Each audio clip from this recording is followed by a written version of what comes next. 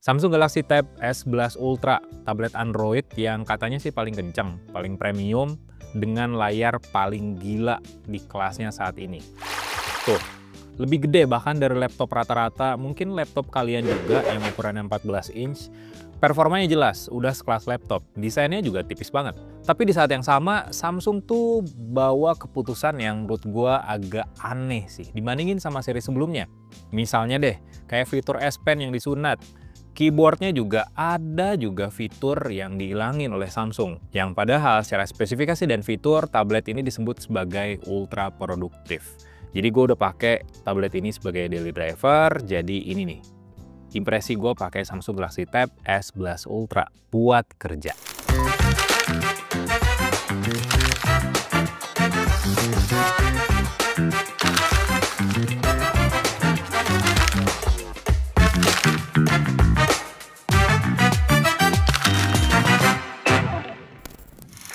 Sekarang kita bahas desain dulu kali ya. Jadi Samsung tuh tahun ini bener-bener terobsesi sama device yang serba tipis. Udah ada Galaxy S25 Edge.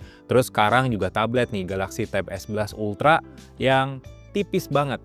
Ketebalannya cuma 5,1 mm dan bahkan lebih tipis dari sebelumnya. Bezel layarnya juga bahkan lebih tipis dari Galaxy Tab S10 Ultra. Layarnya sih yang menurut gua ini kayak tablet di luar nalar ya. Layarnya 14,6 inch, bahkan lebih panjang dari MacBook Pro nih. Dan material tablet ini juga pakai armor aluminium. Armor berarti lebih kuat, lebih tangguh dibandingin sama seri sebelumnya. Jadi secara build quality ya ini kokoh dan juga premium. Balik lagi ke layar, jadi 14,6 inch ini bukan cuman soal gede doang. Panelnya pun ya dibikin kualitasnya udah setara dengan flagshipnya Samsung lainnya sih. Udah pakai Dynamic AMOLED 2X, refresh rate-nya udah 120 Hz dan adaptif pula.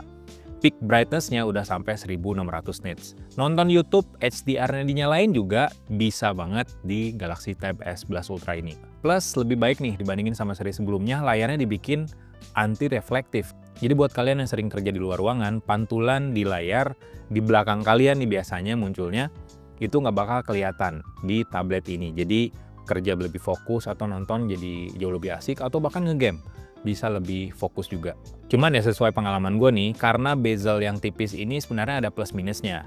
Plusnya ya visualnya jadi lebih lapang, tapi minusnya area buat sebagai sandaran jempol kita, jari kita buat megang tablet ini tuh di bagian depan jadi lebih tipis. Jadi ada kalanya terjadi mistouch, misalnya kayak presentasi ke swipe atau scrolling Instagram ke scroll otomatis atau ya YouTube-nya jadi kontrolnya jadi misalnya ketekan 2 kali lebih cepat kayak gitulah. Jadi ada beberapa mistouch yang sebenarnya jarang sih ya.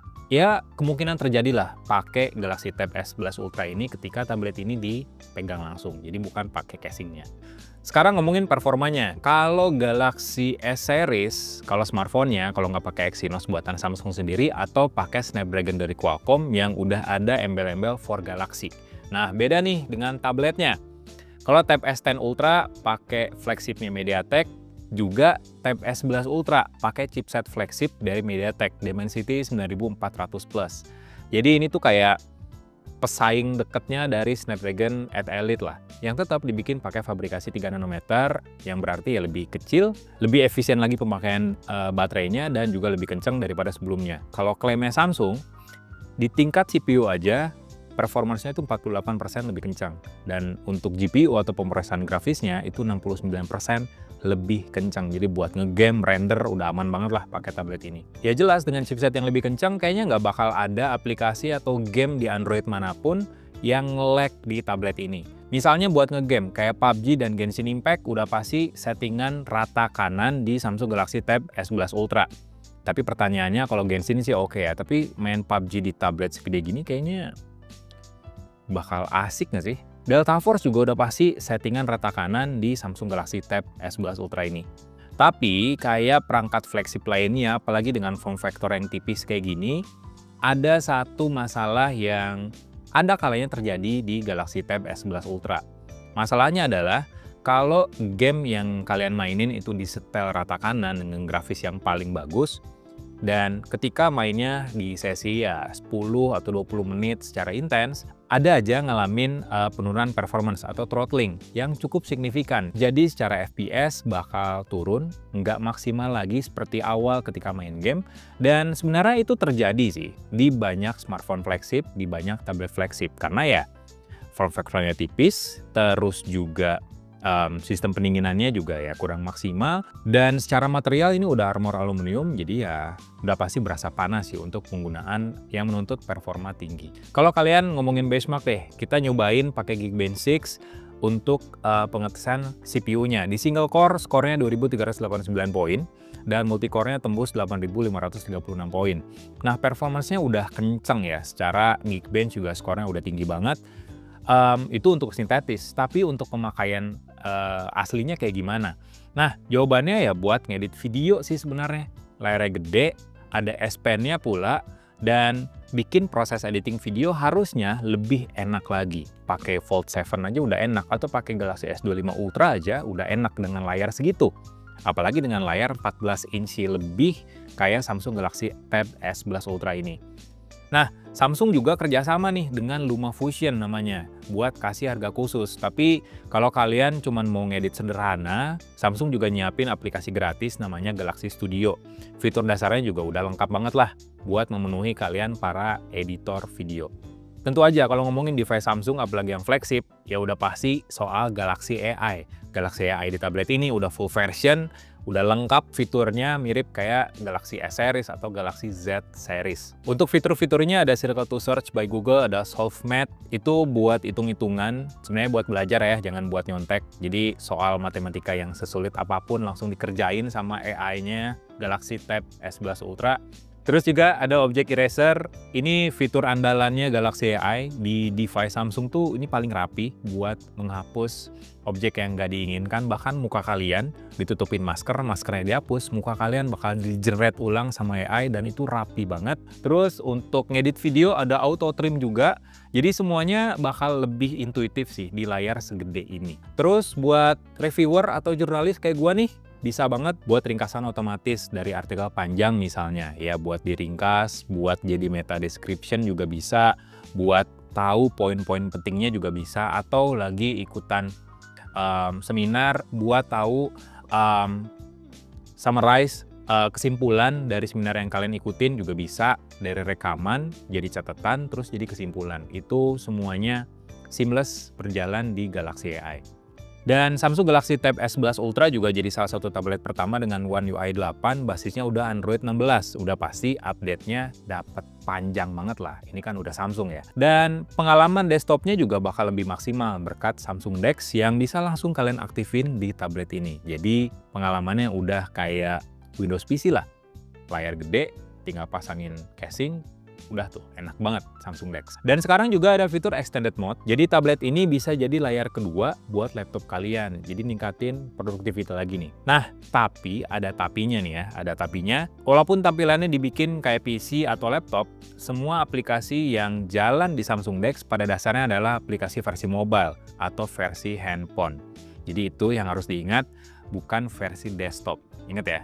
Kita bahas soal kamera dan audio. Ini satu kekurangan lagi di Galaxy Tab S11 Ultra. Kalau kalian ingat, Tab S10 Ultra itu punya notch yang lumayan gede karena nyimpen dua kamera sekaligus, wide dan juga ultra wide. Nah, sekarang bentuknya kayak notch di handphone sejutaan. Infinity U ya kalau bisa dibilang. Kalau desainnya Samsung tuh kayak bentuknya U gitu, dan cuman nyimpen satu kamera 12 megapiksel aja dengan lensa ultra wide. Sebenarnya jadi lebih clean sih, tapi ya kayak gimana gitu, berkurang satu fitur dibandingin sama seri sebelumnya, kayak ada yang ganjel aja. Kualitasnya gimana ya, buat virtual meeting itu lebih dari cukup sebenarnya, apalagi lensanya ultra wide, jadi jarak pandangnya jadi kayak kerasa lebih luas lagi. Terus AI juga ngebantu lewat fitur auto framing, otomatis ngikutin tuh kamera, kayak berasa ngikutin kemana kalian sebagai objek utama bergerak ketika virtual meeting. Kepalanya kemana, jadi ngikutin tuh tampilan viewfindernya. Untuk audio nggak usah diraguin lagi, ada 4 speaker stereo dari AKG yang diracik bareng sama Dolby Atmos. Jadi suaranya lebar, terus juga jernih dan kenceng, tapi juga nggak pecah. empuk lah, mirip-mirip kayak laptop. Buat meeting, suara lawan bicara juga terdengar jelas banget, dan buat nonton film, udah pasti juara kok.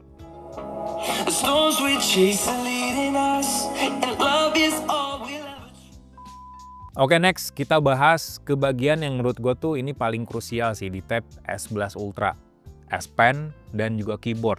Karena menurut gue ini jadi penentu orang untuk mau ganti ke tablet dan ngegantiin laptopnya buat kerja. Jadi kedua aksesori ini tuh tampil dengan desain yang baru, lebih enak sebenarnya. Cuman ya tadi ada yang dikurangin oleh Samsung. S Pen misalnya. Jadi sekarang bentuknya udah heksagonal atau segi 6, bukan silinder kayak dulu.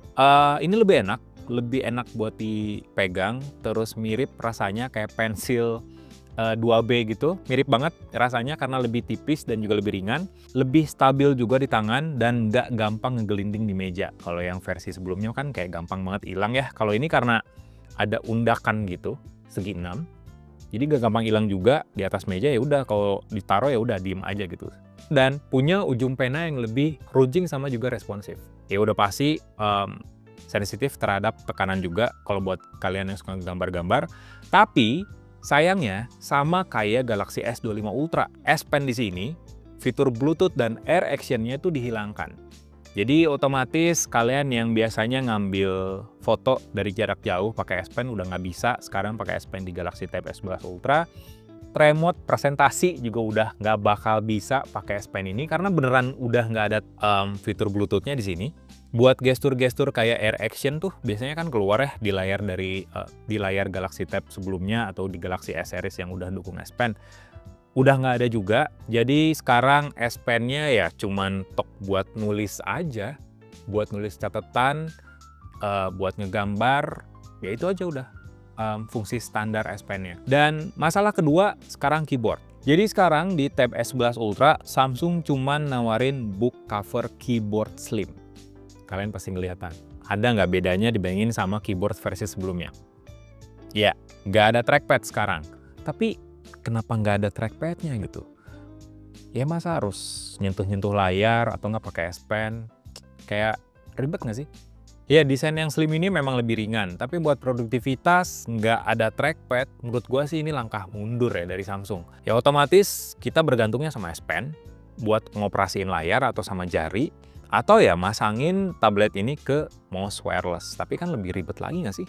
Masih enak keyboard sebelumnya gitu, udah trackpad, udah enak lah. Itu sensasi pakai laptop yang sesungguhnya menurut gua. Jadi worth it apa enggak sih pakai Galaxy Tab S11 Ultra ini? Cuman ada satu varian aja, RAM-nya 16 GB, storage-nya 256 GB dengan konektivitas 5G. Jadi kalian bisa pakai tablet ini kemana aja tanpa harus bergantung sama koneksi Wi-Fi.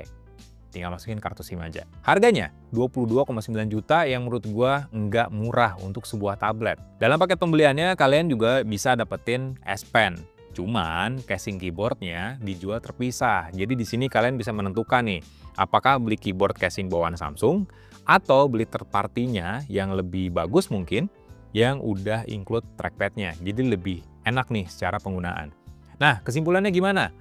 Kalau pertanyaannya apakah ini tablet Android terbaik saat ini? Jawabannya iya. Absolut lah pastinya. Layarnya terbaik, spesifikasinya paling kencang juga, dan fiturnya juga paling lengkap. AI-nya apalagi? Kayaknya belum ada deh yang nyaingin kemampuan AI dari tabletnya atau gadgetnya dari Samsung.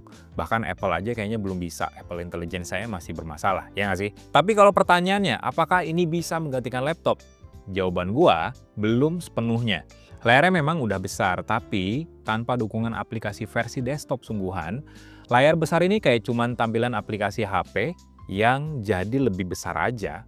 Ya mirip aja lah pengalamannya kayak smartphone layar 6,5 inch misalnya, dengan tablet ini ya aplikasinya versinya masih sama-sama aja.